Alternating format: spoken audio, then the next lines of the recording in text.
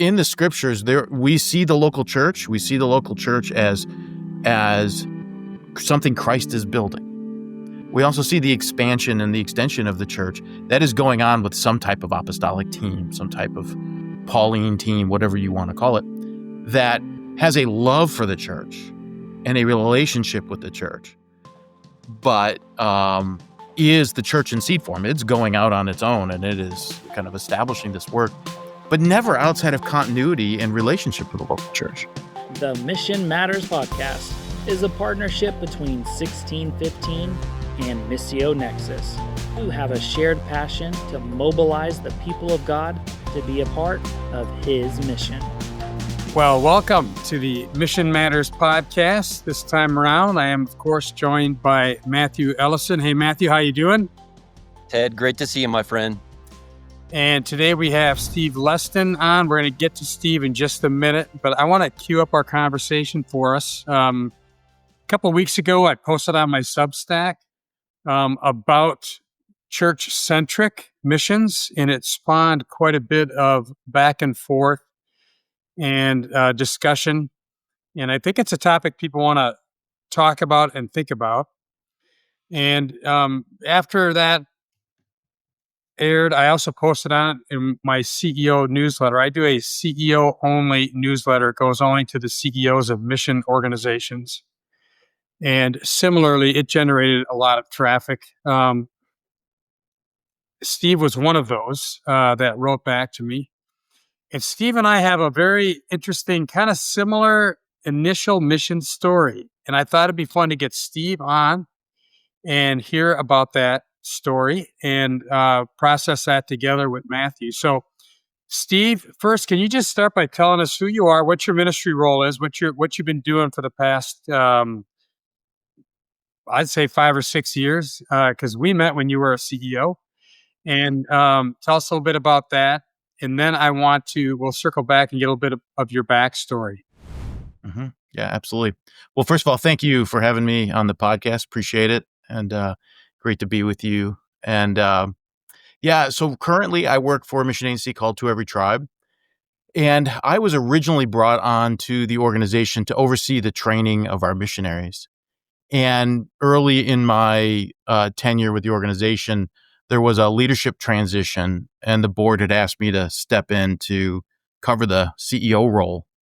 So it took a while for me to kind of get there emotionally, but then, I stepped in that space with the goal of eventually working through that season of transition, find a new CEO, and then go back into the training role. So that was an 8-year journey of just kind of operating in that CEO position, and then finding the Lord providing really an amazing CEO. And so just last fall, I transitioned back to the original role I was hired to do, which was to oversee the preparation and training of our missionaries. So that's currently what I'm doing now, and praising the Lord for that. Can you tell us a little bit about what To Every Tribe does, what they're all about? Absolutely. We are a mission agency that focuses on planting churches in remote, unreached, or sometimes we even use the word complex regions. We're a small agency. We're not very big. But what we like to do is just focus on the smaller, sometimes overlooked areas of the world. The emphasis of our name is on the word every, To Every Tribe. There are just places sometimes that get overlooked, maybe in a demographic, they're an unreached area, but because it's in a country that has a giant city that has churches, it might be listed as this area is reached. And yet there's just pockets of unreached that get overlooked. So we try to find those areas that are small, neglected, and we step into those spaces. Steve, you read Ted's Substack article, and it prompted a response. What was going on in your heart that made you say, I got to talk about this? Yeah. Well, it's an interesting, Ted often writes articles that, I want to respond to because he's a good writer. And this one, though, I had to, I think I read it, and within a second, I started typing the response. And part of it is because it's such a deep part of my journey. and it's part of how the Lord kind of moved me into the world of missions and church planting and everything, because I started that journey in a more church-based approach and in a certain paradigm that the Lord just allowed me to kind of see the good, the bad, the ugly, be able to learn a lot, and then also see some areas that need to be fixed or addressed. But it's such a part of my story. It's such a part of the past 35 years of my life. It just touched something inside of me. Like, man, I just gotta shoot Ted a little note back, and so yeah, So, Ted is the provocateur, right? yeah.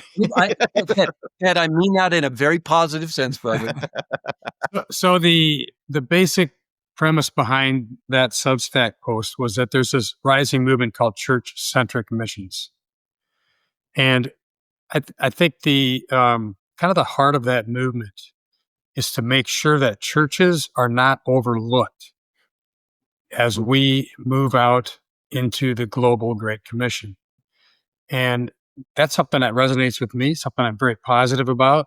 And Matthew, you operate a whole organization that's focused on making sure that the church understands its role and its need to participate deeply in the global Great Commission.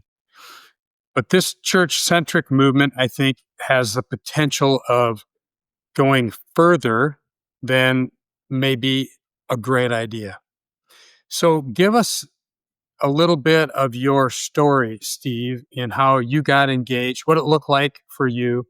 And again, I think I had a very similar initial missions story, but you go first, and then maybe I'll fill in a few thoughts from mine. Yeah. So yeah, for me, it started actually when I became a Christian at the age of 11.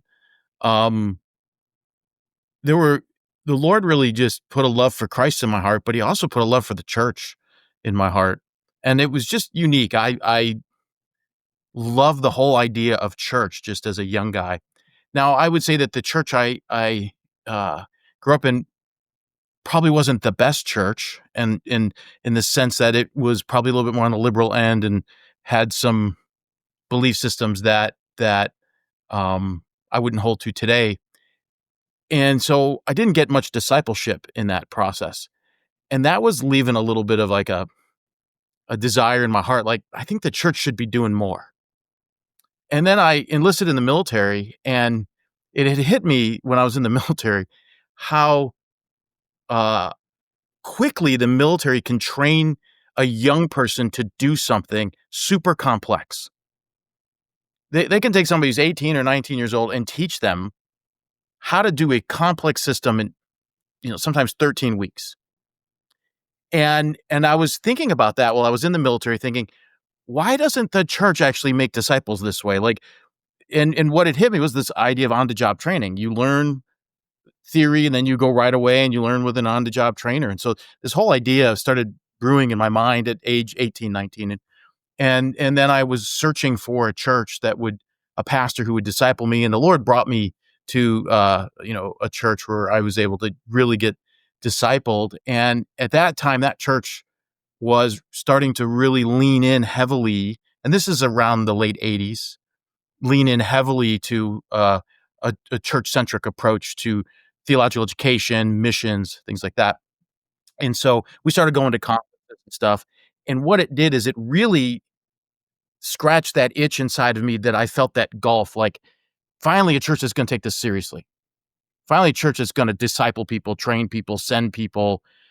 And the church is the bride of Christ. So why wouldn't the church do this? It just made sense to me. It was confirming a lot of the emotional things I was feeling at the time and the gap I was feeling within the church.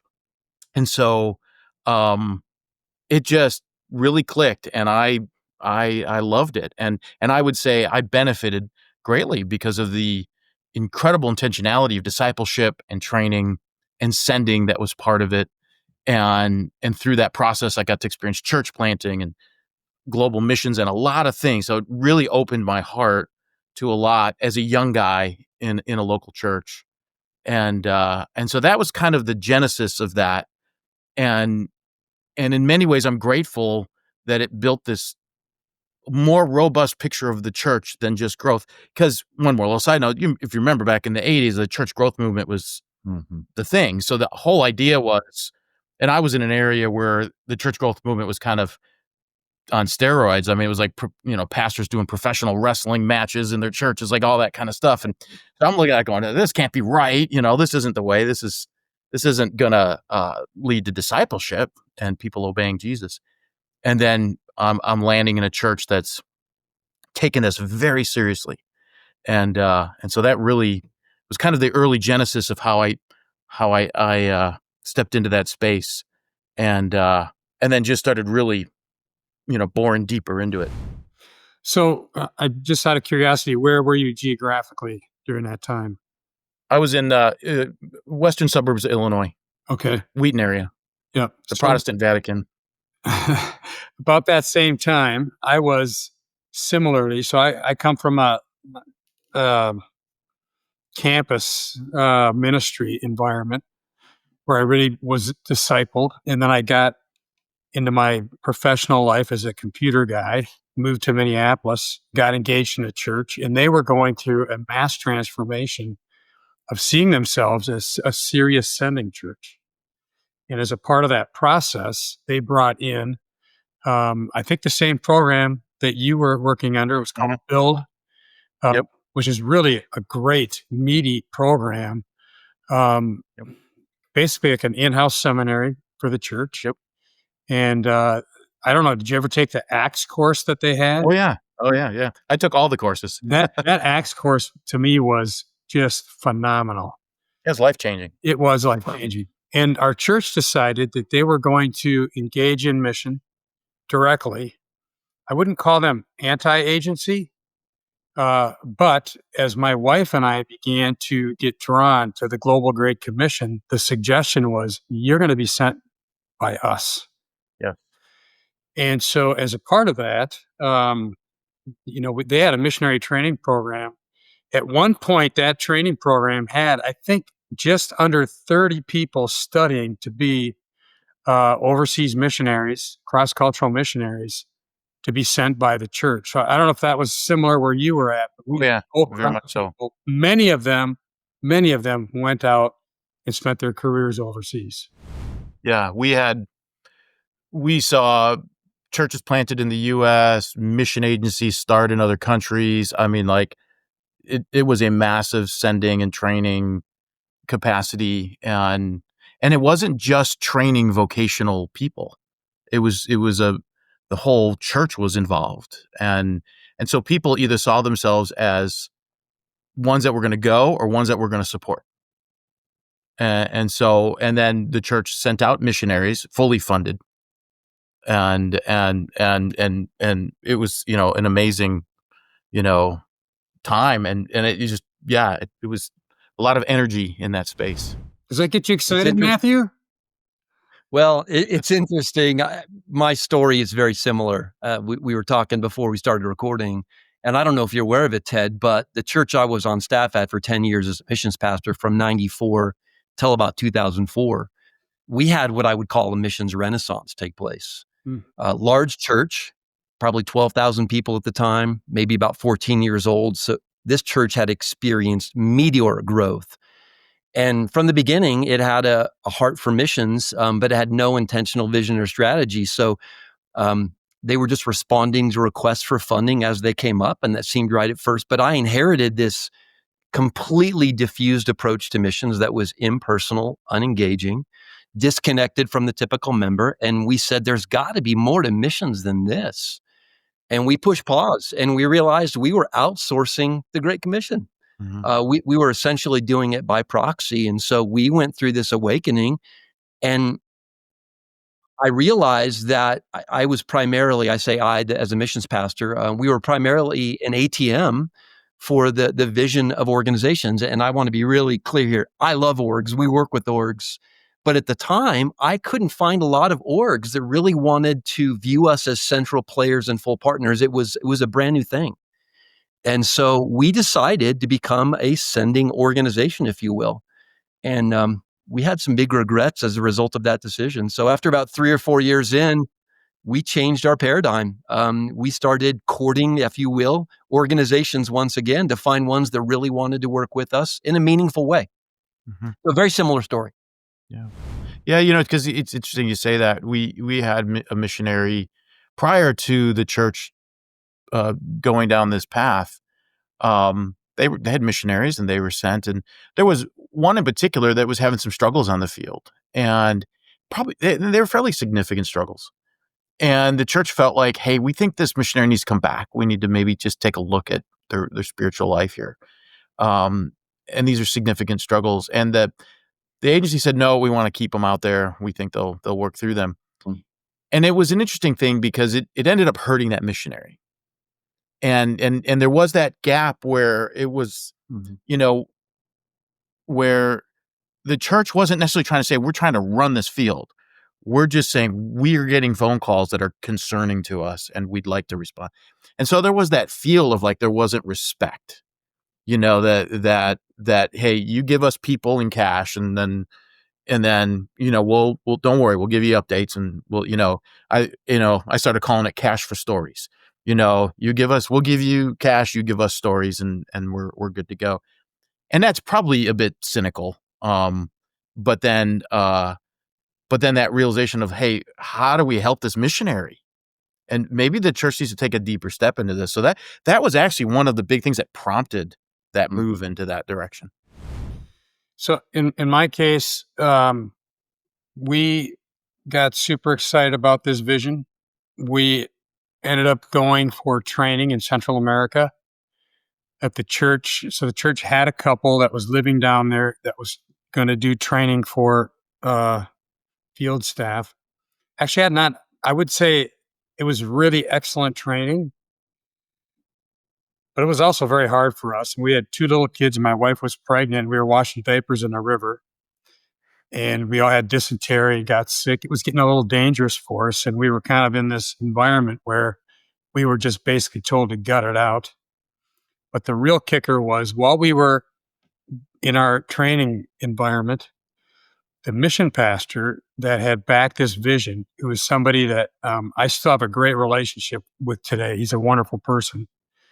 He left the church and he moved a couple states away. And when he left, a lot of the vision for what they were planning to do and the structures and supports that were in place left with him, to the point where, while we were in our training, we stopped getting our paycheck while we were still overseas. And very, very tough situation. When we came back, we were just shocked that basically this whole thing was offline now. And that's when we knew, hey, if we want to see this happen, we got to find a good agency. We got to go with an agency. And for me, it was a lesson just to remember. This could be true of agencies too. I don't think it's going to be as true, but with churches, and there's church personnel staff changes that are going to happen. Make sure that if you're going out with a church that's like this isn't just the idea of a small group or 1 or 2 staff members. So that's what happened to us. And that's how we ended up with a mission agency after really pursuing this kind of church-centric idea. Mm-hmm. Yeah, I've witnessed that with a friend of mine that was sent out fully funded. There was some financial issues that came up at the church, and suddenly a few elders change, and then it's like, hey, we can't support you anymore.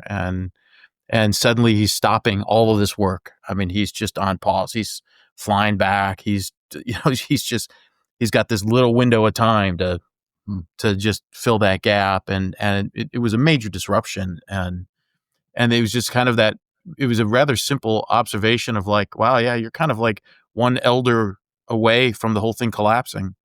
If you could just change it and all of a sudden, all that work is just suddenly stopped. For us, again, back to the church that I was on staff at, it was accounting issues. following tax code. I mean, churches often don't have the expertise needed to, transfer money internationally. Are you going to treat this person as an employee? Are they acting as an employee? Are you going to 1099 them? There's all types of practical reasons, insurance, et cetera. So there's not just, I think theological implications, which I don't know if we'll get into today on this podcast, but just the value proposition that organizations offer, it's incredible. And, I hear pushback on the percentage they take, and I'm like, gosh, that's a small fee in light of the expertise that you're receiving from the organization. Let me also just throw this out there. I mentioned an era when I couldn't find organizations that really viewed us as central players and full partners as a local church. The landscape has changed completely today. I just want to, communicate that. I meet with so many orgs today that have a high view of local churches.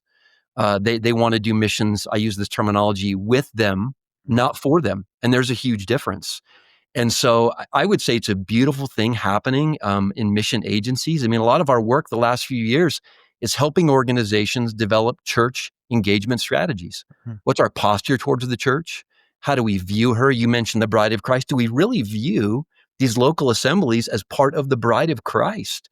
If so, we should esteem them and honor them. And then what does it actually look like to practically engage with the church in partnership? So I just want to communicate that. I don't feel end up, but these are really incredible, exciting times, I believe. Mhm. Well, I mean, both agencies and churches are made up of people, and therefore we can expect some great things and some not so great things. And I think, a lot of churches have stories of agencies that have run roughshod over them. Mhm. And, I think you're right, Matthew. I think there's been great progress made. Still happens, and it will happen in the future. Similarly, my story, and Steve, maybe your story, my story, I think, is a little unusual. I haven't run across a lot of people that were left hanging in the way that we were more or less left hanging. Um, and there's churches that do really well and churches that don't do really well. So, I think just having a lot of grace for each other is an important piece here. Mhm. So Steve, where is To Every Tribe today on this question? How are you seeing your Yeah. relationship with churches? Yeah. So I would say, and maybe I'd like to take a run into that answer a little bit, just to be able to say this is an observation and of the last maybe 35 years. I think the church-based movement put some things on the table, put a conversation on the table that I think we've had a robust conversation for 3 decades on this. And there are conversations happening today understanding the mission of God. I think we've had some robust conversation on the word apostle or apostolic teams. And I think there's really good kind of dialogues and trialogues that are going on that have allowed us to get rid of the extremes, right? So on the one side, it's all church, or the other, it's all agency. I feel like there's been some good conversations where things have started to move together. That's my observation, at least. And I've moved out of the extreme that there's no home for a local church. No home for a mission agency. It's just a local church because I work for a mission agency.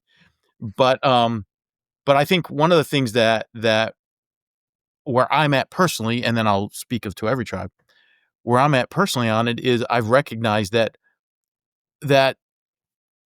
in the scriptures we see the local church as something Christ is building. We also see the expansion and the extension of the church that is going on with some type of apostolic team, some type of Pauline team, whatever you want to call it, that has a love for the church and a relationship with the church, but is the church in seed form. It's going out on its own, and it is kind of establishing this work, but never outside of continuity and relationship with the local church. And I think one of the things that has hit me is that there's relationship, there's continuity, there's means and there ends, right? There's a relationship with the body of Christ. There is the means, though. How does the mission happen? you can't expect an elder board of a small church somewhere, or not even size church, just a church somewhere in the U.S. to understand the complexities of the war in Ukraine, or what's going on in the Middle East, or Saudi Arabia, or Eastern Europe, Bosnia, where you were, Ted. There's complexities there that you can't expect an elder board to be running that mission, right? I mean, there's a capacity to understand that that is not an expertise, and it shouldn't be your expertise, because then you're not being faithful to shepherd the flock, right? You've got to shepherd your flock. You got to care for your sheep. And so there's an expertise that can get brought in by the mission agency. Along with having been a CEO for 8 years, I did not realize until I started filling out my first FBAR reports and all these other things that you have to do to recognize, to send people. It's a complex thing. Mm-hmm. And so that being said, I am glad, though, that we can actually have a conversation where hopefully we can talk relationships, but recognize that I see the end of the mission as Christ building his church. That's a telos. That's where this is headed. The means through which it is that the Lord is releasing people to go out and do that. The Lord is sending laborers into his harvest. He's sending them, right? That's what in Matthew 9, pray that the Lord would send people into the harvest. We see that in Acts 13. The Spirit sent Paul. They go out and do their work, with the ends being a local church, and all of those churches then relating and caring for each other, being in a local and global relationship. That being said, so there's my run-in to this answer. To every tribe, one of the things that we're doing is we're saying, hey, we don't want to take away or move away from our responsibility to send well, to make sure if somebody's going to another country, they have the support, the systems, the structures, the things they need to carry on that work in the day we live in today. So from paying to international finance to all the reports you fill out to making sure our banking is right and all the budgets are correct and the reporting is good, so we can do the blocking and tackling for those missionaries that will go out and advance the gospel. That's what we want to be able to do. We want to do that in relationship with the local church. Mm-hmm. We want to have a solid, strong relationship where we say, hey, we want to help you send better. We know you want to send, but you're not going to send the best by yourself. I've tried that. But you can send better. And so if we can get the paradigm, even though I'm going to contradict myself, the paradigm is God is sending, the church is releasing, and the mission agency is facilitating. And if we can recognize that God is raising up people in your church, you should affirm them and you should release them. And then we will help you get them to the place they need to be so they can stay there. Because we want them to stay. We don't want them to go, right? We're not trying just to send, we're trying to get people to stay. And so if we can kind of keep those, these are our lanes. God is sending, you're affirming and releasing, and then we're helping them facilitate that work in that place that the Lord is sending them. And so that's the relationship we're trying to forge and we're presenting to local churches. So currently I am sitting in my office that is in a local church. I moved back to the Illinois area and I'm actually back at the church that originally we had the whole build experience in, and to actually say, hey, let's rebuild the model differently. Mm. Let's rebuild it in relationship and recognize the value of the local church, but also recognize the value of the agency so we can partner together. And, but recognizing those three parts, God sends, the church affirms and releases, and the agency facilitates and gets people there and helps them stay. Matthew, I'd be curious. In 3 John. Go ahead, Ted. No, go. You're going to quote some scripture. You do that. That's more important.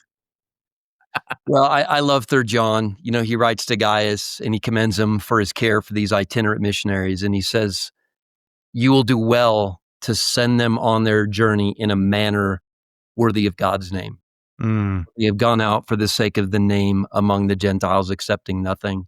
And I think a question churches should ask that really want, again, that active role they want a seat at the table is, can we send them in a manner worthy of God's name without the help of the agency? And I would argue probably not. There was a webinar we did years ago. This was kind of at the beginning of the whole church-based, church-centric movement. So maybe, 18 years ago, I don't know.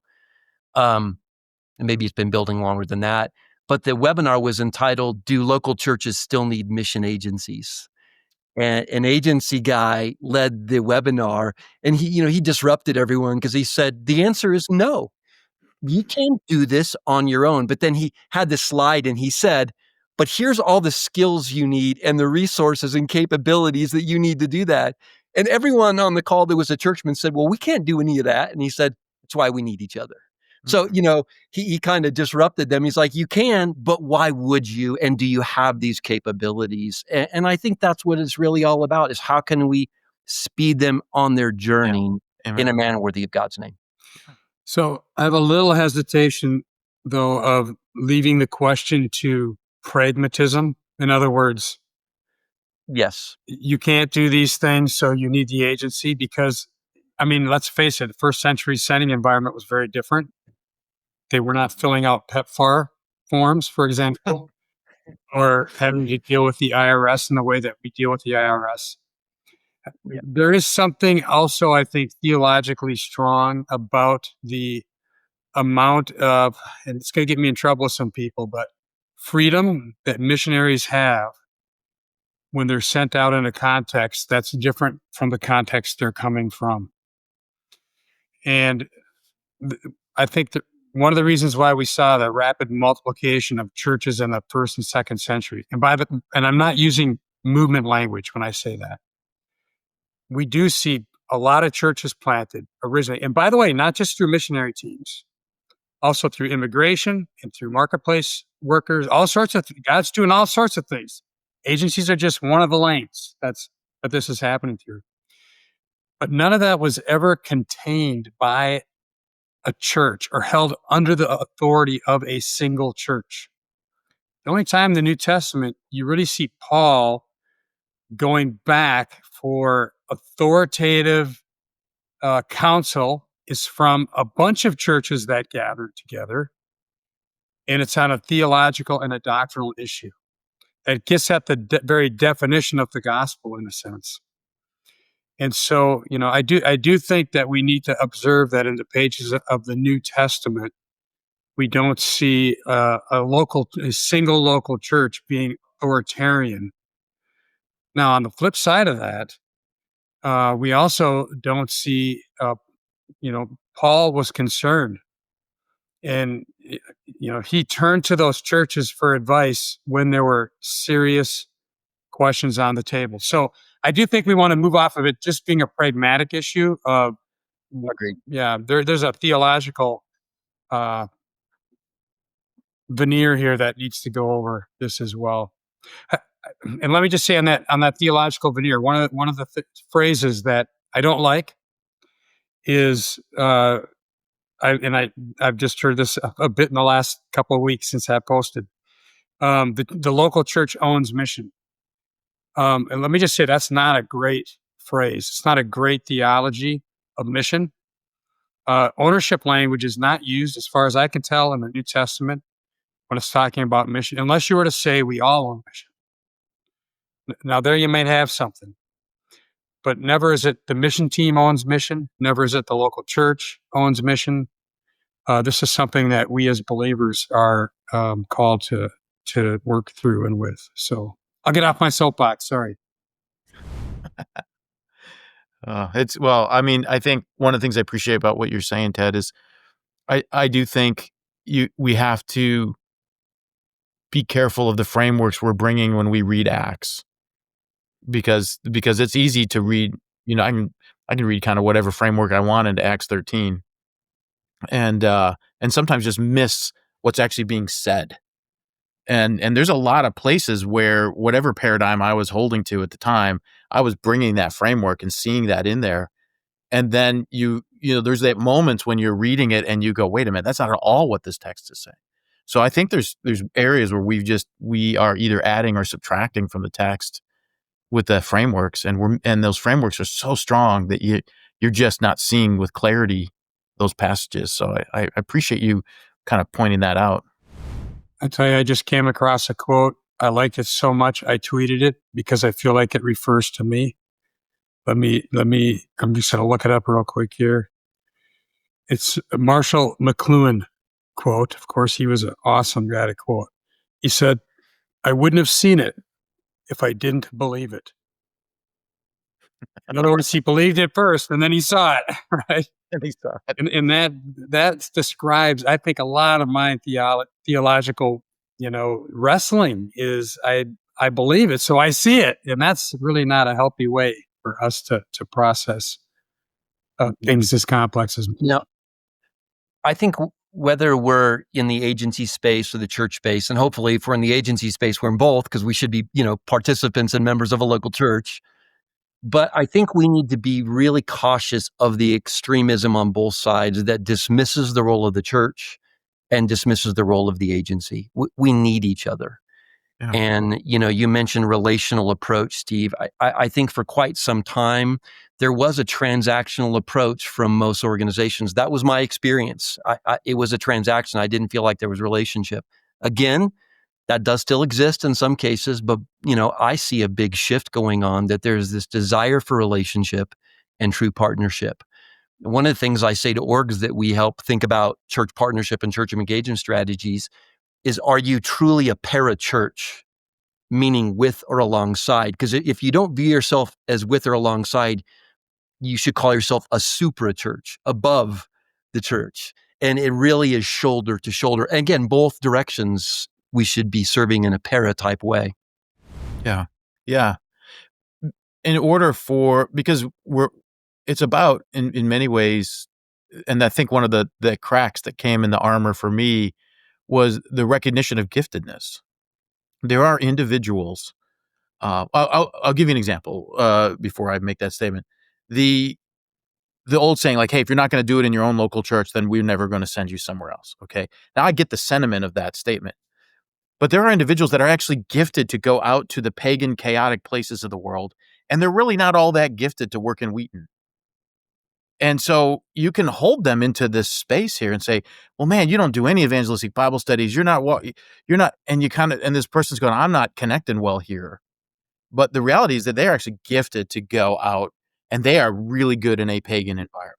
And now my point in bringing this up is this was probably it was a pragmatic thing that led to a theological or probably an exegetical observation, was what do you do with individuals that are gifted outside of the church, that are gifted to engage lost people, that are gifted to go to spaces where there are no churches and actually pioneer those spaces. There are individuals who have that capacity. God has equipped them. If you were trying to hold them under the paradigm of an established church, they're never going to go. And we're actually not then being faithful with what the Lord's entrusted to us. And so the recognition of saying, this individual, if we disciple them, we want them to be resilient. We want them to be able to engage and endure in complex regions. But there are some who are way more happier in that pagan environment, or way more not as thrown off by that, but they are way more thrown off in an established church, or a church that's a little more full equipped. And it had hit me, how do we send these individuals? And the recognition of what is the environment that they're going to send in to actually accomplish the work. And what really had hit me was in Acts 13, looking at the word that was used when they sent out Paul and Barnabas, which its root is to divorce them. Like, they released them. It wasn't like ekbalo or pempo. It was the word divorce. Like, they're done here. We are sending them to the work the Spirit has called them to do, and recognizing the space that they had to engage that with freedom, because they're gifted in that space. They're gifted in the pagan space. They're gifted in that space to go in that. And we trust that the Lord has gifted and equipped them to do that. And the recognition that what I saw actually was, at first, a large movement of sending, but then it was a limited movement of sending, meaning we were only sending a certain kind of people that could operate in a certain kind of environment. And we were losing the people who had capacity to go take the gospel to the edges. And because of that fear of saying, we want to send them under our authority, those individuals, they're not going to go back under the authority of a local church in the community, not because they're not submissive to God or Scripture. It's because this space doesn't know how to handle that space. And these individuals are gifted to handle that. You're getting into another topic in a sense. I so heartily agree with what you're saying. This is one of the little concerns I have about this new church-centric movement is I think it might be fair to call it a pastor-centric movement. And they're looking for workers who are going to act and behave like a Western pastor would behave when they get deployed into their mission field. And that we don't have time now to go into this, but what you're talking about, I have found to be very true. A lot of times the people that shocked me the most were the ones that I thought were going to perform the worst when they got into a cross-cultural situation. It's some of those people that came and joined our team that had, all sorts of great input and to their lives and were trained in a certain way. They're the ones that actually didn't last over the long haul. So you really don't know how somebody's going to perform until they actually get into the situation on the field. So that's a really great point you're making. I'm going to put on my church-based hat guy right now because I'm thinking about the pushback you might say. Paul and Barnabas were two of the most gifted and eminent leaders at Antioch, right? I think the qualifiers are these disciples of Jesus. And not that, are they pastors, but are they true disciples of Jesus Christ? I think that's the issue because, like Ted, I've seen some people that, gosh, if I had to place a wager, if I was a betting person, like, will this person survive and thrive in field? I'd be like, no way. And that you see them. But the thing is, they were disciples in their home context. To me, that's the qualifier, right? And I know you, Steve, would say that, but I'm just thinking about the pushback I might hear. Like, okay, who do we send? Well, we send disciples. Right. Absolutely. Yeah. We don't want to divorce it from overall individual being a disciple of Christ and following Christ, but maybe more measuring up against a certain expectation of what a sent person should look like. And if you're not going to measure up to what we might consider the top of the pyramid, maybe the lead pastor, if you don't have that skill set, we're not sending you. Well, and then just think about reaching unreached peoples. It's a complex process that calls forth the gifts and the contributions of many, many people. Yeah, absolutely. So you might need a pastor, but you might need someone in a support role over there. I mean, think of all the various support roles that exist in the missions world. Mm-hmm. They're not pastors. Yeah. Well, good stuff, Steve. I appreciate your story. And it's funny because I think you and I lived a little bit of the same life back in the day there.